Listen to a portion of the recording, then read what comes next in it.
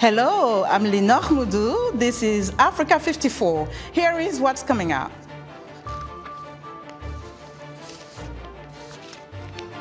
The first of 2024 presidential debates is over. We examine its impact, questions it raised, and how the candidates are strategizing post-debate. The UK goes to the polls Thursday, July 4th, in a parliamentary election set to overhaul British politics. And an American couple's non-profit is transforming healthcare in Eswatini, serving over 300,000 patients annually. All this and much more on today's Africa 54.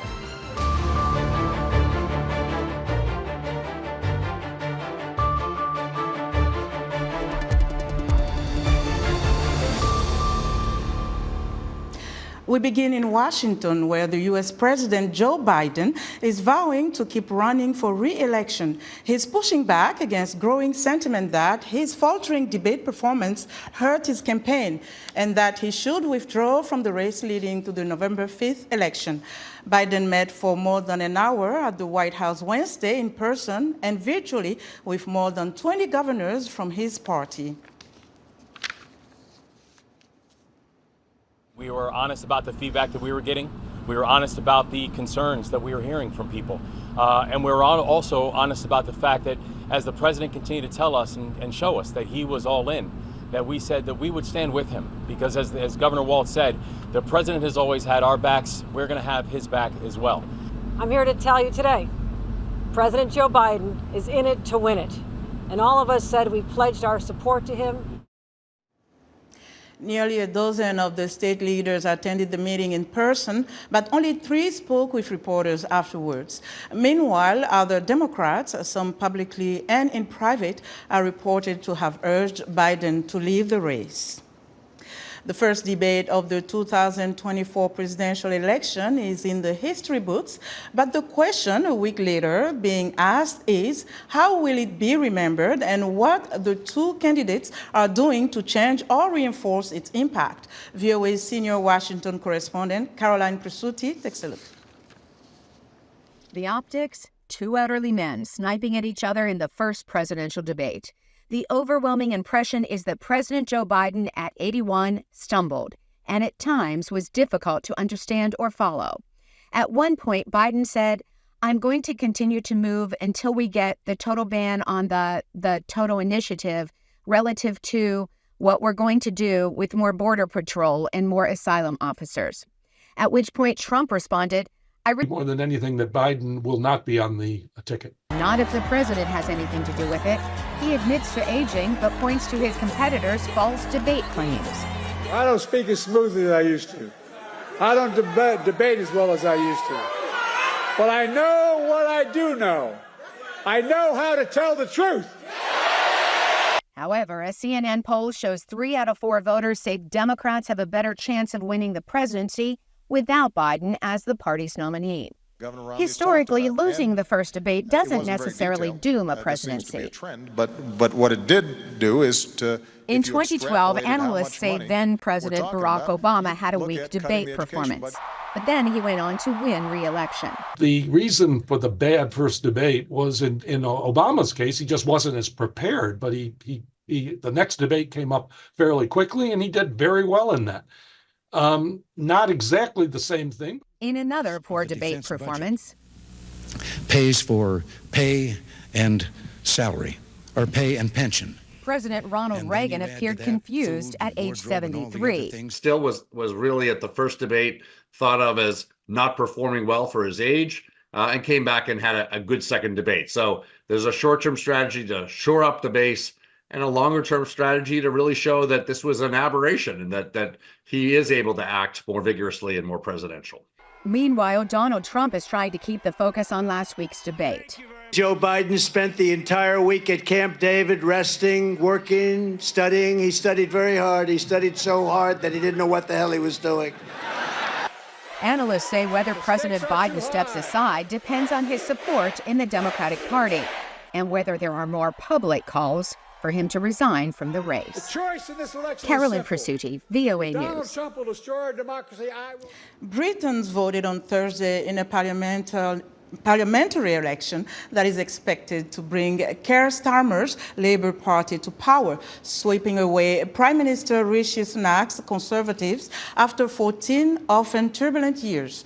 Opinion polls put Starmer's centre-left party on course for a landslide victory, but also suggest many voters simply want change after a period of infighting and turmoil under the Conservatives that led to 5 prime ministers in 8 years.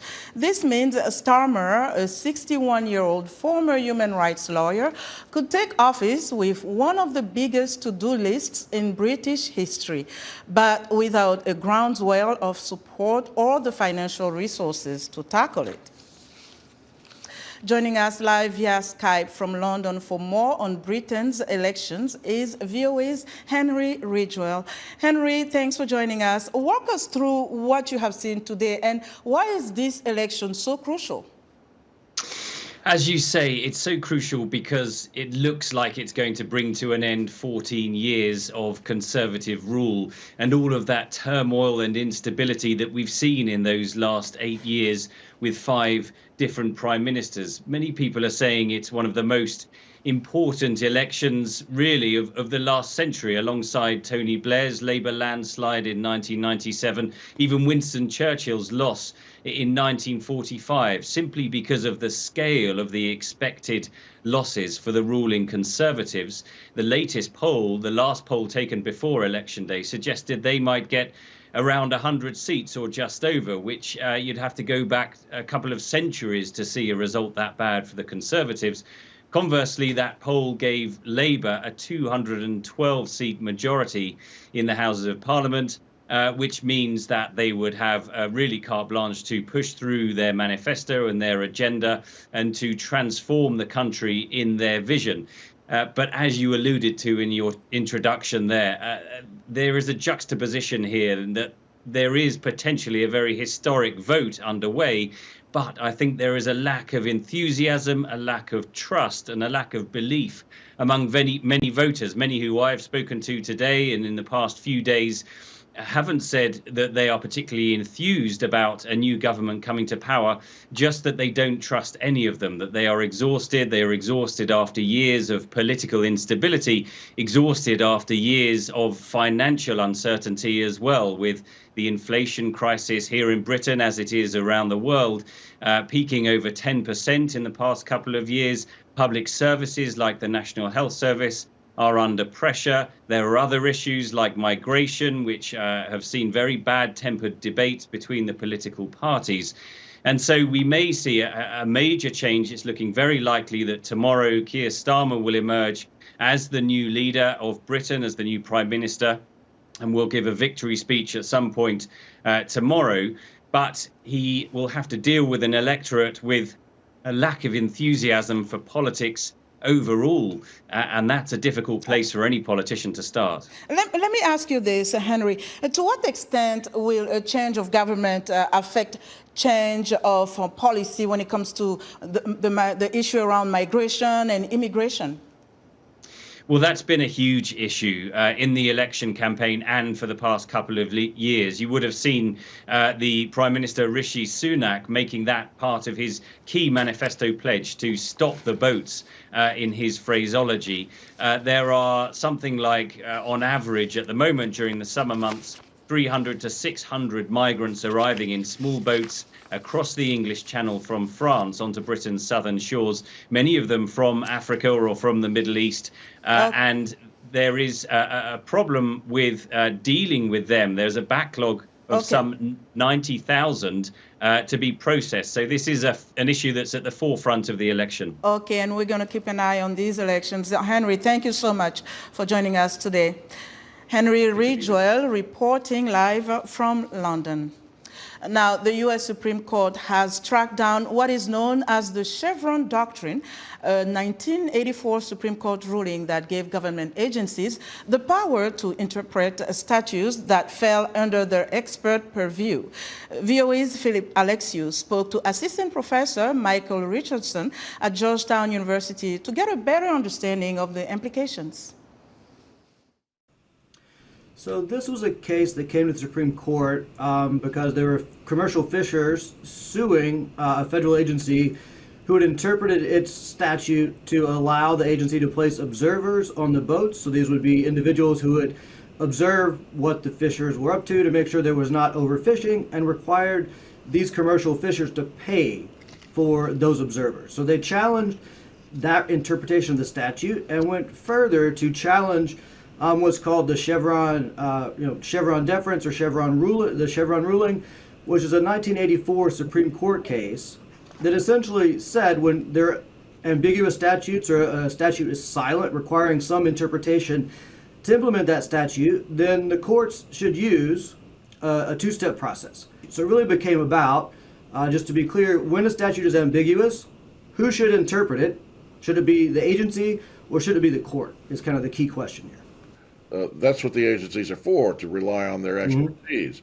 But that sent off some alarms of people saying, well, yes, but that could mean anything. You know, a government agency could kind of come in at any point in time and say, we're doing this for your safety and your security. So then they could do anything. So I guess I would think of this way. Think about who's making the decisions. I think one thing we will see from this case is maybe increased variability in the interpretation of statutes. So if you think about the EPA, Republican administrations take a very different view towards what the EPA should be up to than Democratic administrations, right? And so we get some political instability there. And so I think part of what Loper does is, and if you look at Justice Kagan's dissent, she shows that there's work showing that Chevron results in more congruence across judges because they're looking at this reasonableness standard. So after removing Chevron, if courts are taking a view that has less deference to the agency, right, and therefore there's more room for judicial policy preferences to come in, you'll get a lot of variability. You could, depending on which judge hears a case. So I think that's the one concern there is you get basically judges who are maybe not experts in a given policy area, who are going to then use their policy views to make a decision. And again, so I think it would just add more instability that already goes with our kind of political cycle based on which judges hear which cases. So there was an article in Forbes, I think, where, I'll just quote, where the Chevron versus the Natural Resource Defense Council, which had enormously, and this is an opinion, which had enormously and dangerously increased the powers of government agencies over time. Is that a fair statement?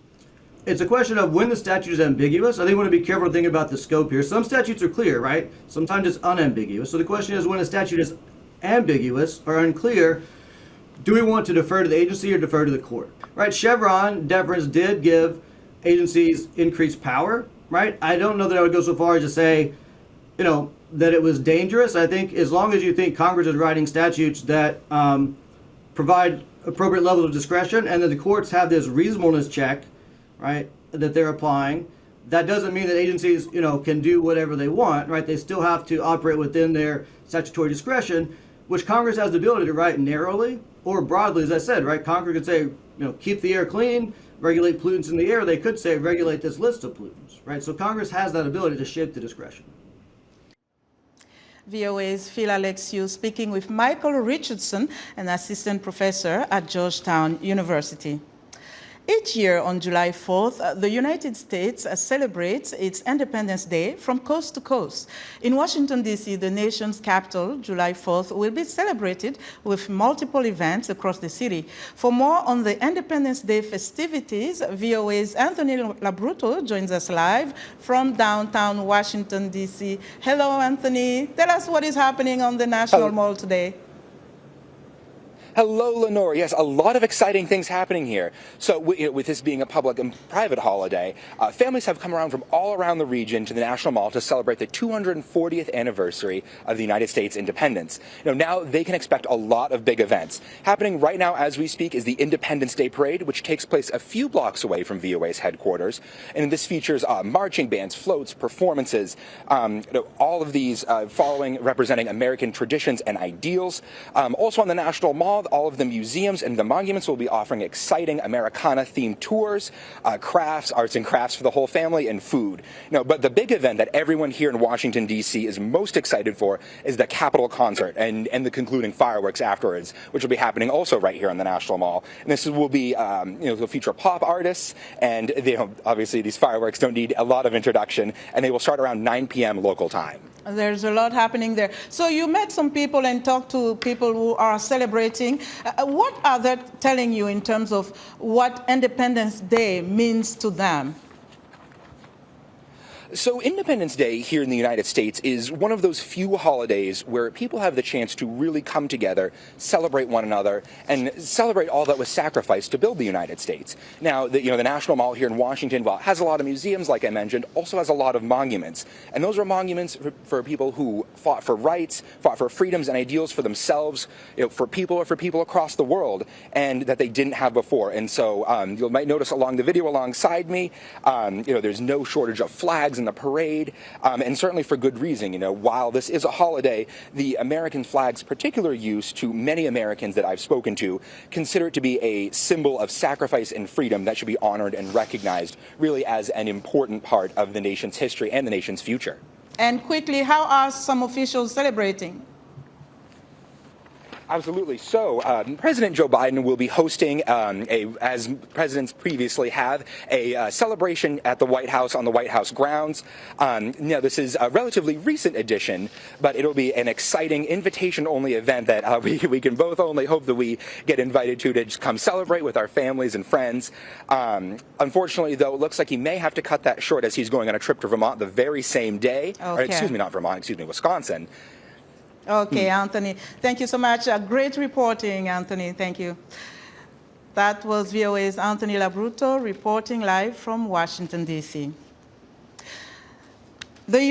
Haiti's transitional prime minister assured the international community Wednesday that his violence-plagued nation is at the dawn of a new era, and he expressed confidence that a Kenyan-led police mission would help subdue gangs terrorizing the island nation. Gary Conill's comments came during a meeting of the UN Security Council on Haiti. Haiti is currently at a critical point, with 12,000 armed individuals holding a population of 12 million hostage. At this decisive juncture, no project, be it economic or political, can be tackled without addressing the security issue. For that reason, my government welcomes the implementation of commitments made in Resolution 2699 regarding the multinational security support mission. The deployment of the first contingent of police officers alongside Haitian law enforcement agencies should help put a stop to the barbarity of criminal groups. The United States is the largest funder of the Multinational Security Support Force, also known as the MSS, having pledged more than $300 million focused on logistics, equipment, and training. In helping restore security to Haiti, the MSS will also be helping to create conditions for the holding of credible elections. Haiti hopes to hold them no later than February 2026. Still to come, an American couple relocates to Eswatini and sets up a free healthcare service there. We'll be right back.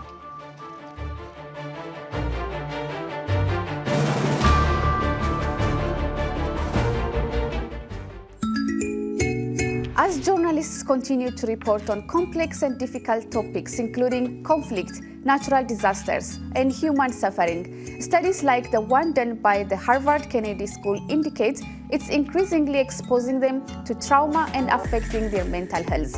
On this week's edition of Our Voices, we will explore how mental health is discussed in the media and why female journalists are at a higher risk. Join the conversation each week right here on Our Voices.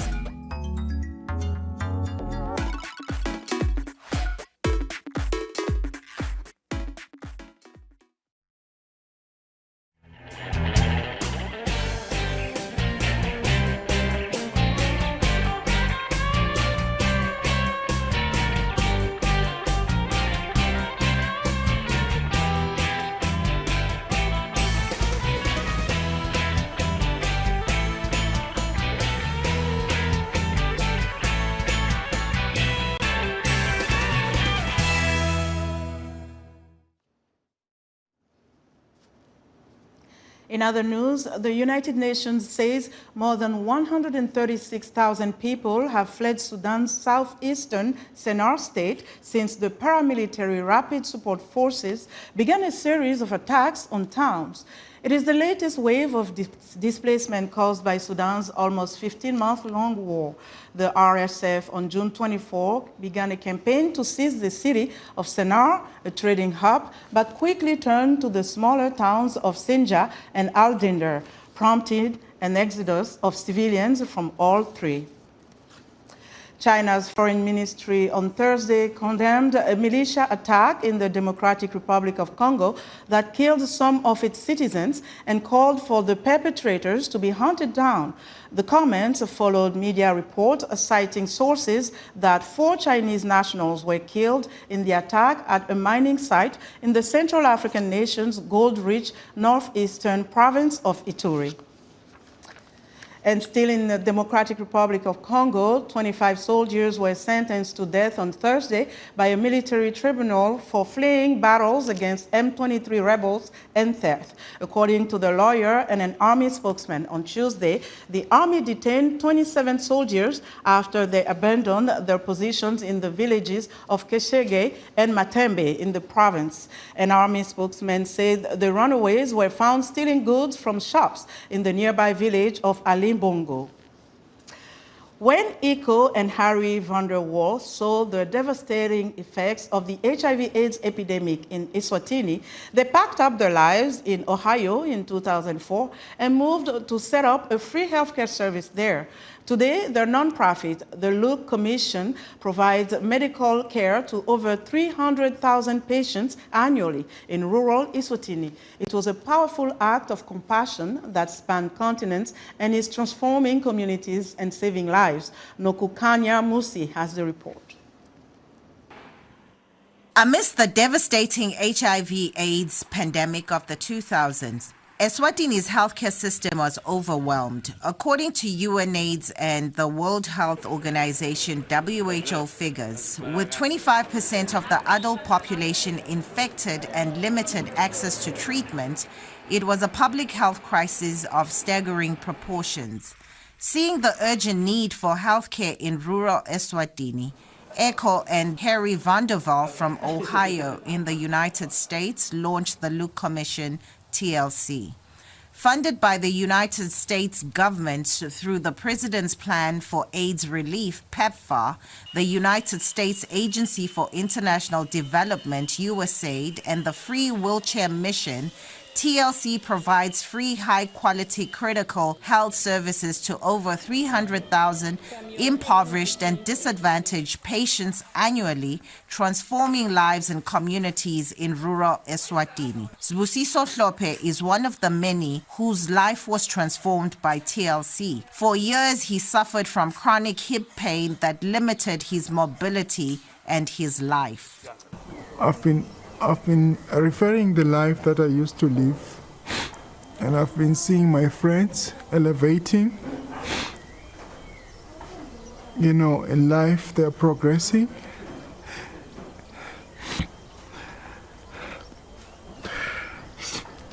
And I felt left behind. I was very excited to get a call from you, from TLC, that you know what, we've got a solution for your problem. Doing hip replacement, it's a very expensive surgery. Knowing that I wouldn't pay even a cent. I was so excited. Sibusiso's story is just one of hundreds of thousands of lives touched by TLC. According to the National Institutes of Health, NIH, Eswatini's healthcare system currently faces immense challenges with a shortage of doctors and nurses, leaving many without access. Doctor, let's wait. We've lost many lives there. But here there's a doctor every day. You can even cry sometimes here. Where you found being washed in the morning with hot water. It is only my mom who last washed me, and my wife. Arriving in Eswatini during the height of the HIV epidemic in 2004, the Van der Waals saw firsthand the desperate need for quality healthcare in rural communities. Despite facing the challenges of an unknown environment, they were determined to understand those challenges and the complexities of rural healthcare and find ways to bring compassionate, effective solutions to those most in need. The American couple focused on developing a strategy that brought compassionate, impactful care directly to the most isolated and underserved people of Eswatini. The Luke Commission currently provides outpatient, inpatient, surgical, emergency, and critical care at the ever-expanding Miracle Campus in central Eswatini. Starting each day from the Miracle Campus, the TLC team, consisting of over 700 US-born and local staff, delivers outpatient care through more than 100 mobile hospital outreaches each year across Eswatini. As Westerners coming in, sometimes we think that we have all the answers and we think that we can somehow, if we do this and that, we can fix the situation. But our team helped us understand the situation was far more complex, and so we just sat back and listened for the first several years and just got to know the rural people, got to know the challenges that they faced, the challenges of reaching the health centers, the day-to-day challenges that they struggled with. And so with that mindset, we were able to, with our team, develop a strategy to try to reach these rural communities and bring healthcare to them, not expecting them to come to us, but us to figure out how to bring healthcare to them. TLC's supply chain strategy involves bringing mobile healthcare services to communities and establishing a reliable supply chain management system that includes sourcing medical supplies, maintaining inventory, and transporting supplies to different locations in a timely and efficient manner. We recognize that while people may be able to board the bus and pay bus fare and they may be able to pay the fees at the health facilities, where they were really struggling is when they had to go to the pharmacy to buy medications. And we didn't want this broken link. So we worked very hard behind the scenes to develop a robust supply chain system that would ensure that all of the supply chain challenges were managed by us. In a world where healthcare access is often an afterthought, the Van der Waal couple are a living proof that kindness and ingenuity can be the most powerful medicine of all. Nobukanya Musi, VOA News, Stvogoto, Eswatini. That's our show for today. Thanks for watching. Good